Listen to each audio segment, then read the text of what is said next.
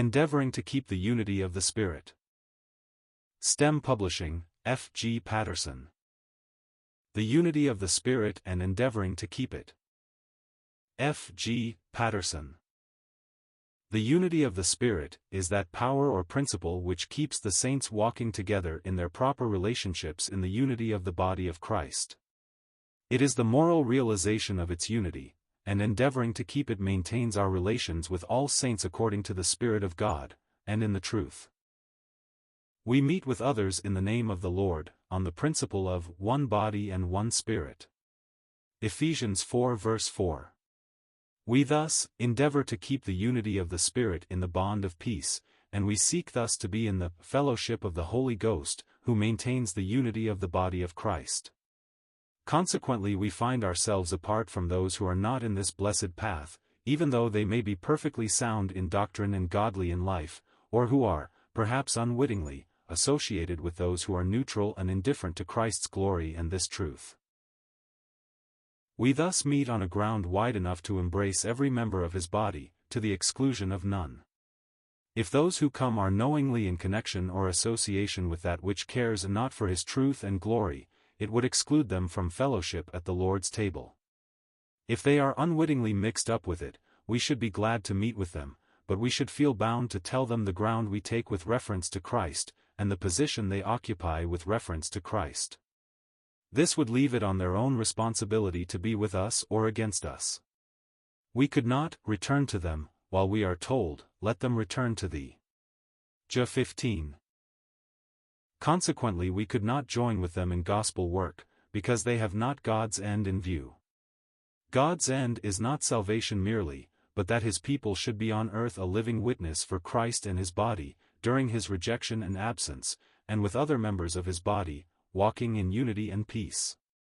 The Church of God is the witness on earth that God is light, God is love, and God is one. The Holy Ghost on earth answers to and reveals Christ on high. He is the holy and true. The Holy Ghost on earth is the Spirit of holiness and the Spirit of truth. One member cannot be said to represent the body, or to be the body, because he eats of the one loaf.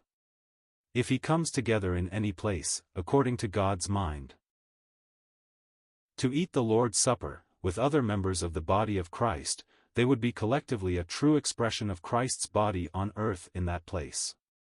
A number of members of Christ may be together, and not in the unity of the Spirit at all, as I doubt not is often the case. It is not that Christ does not sustain them as members of his body, but they may be together on independent ground, or linked with the widespread, and widening, principle of neutrality to Christ. The Holy Ghost, consequently, would be hindered, and though much that is true, as open ministry, and the like, be owned in principle, it could not be owned as an assembly of God, because Scripture would not recognize it as such. There is but one Spirit, and if we are seeking with others to maintain the unity of the Spirit, there can be no antagonistic principle which we could own. The Holy Ghost has not left God's house, now like a great house, or Christendom, although many corruptions are there, while at the same time Scripture does not own the claims put forward by many in it to be an assembly of God. The book of Ezra gives the account of the return of a remnant from Babylon to a divine position and city.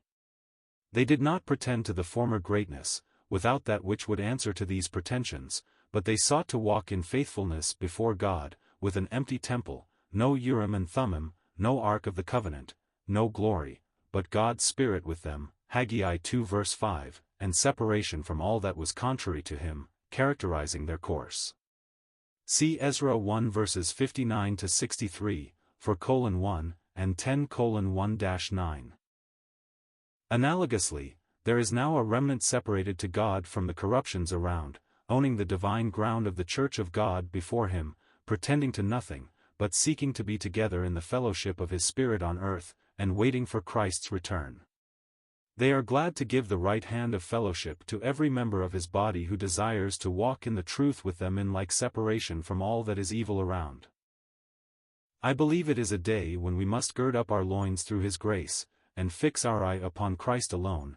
We shall then be able to judge of what is due to him, and not from our judgment by looking at our brethren.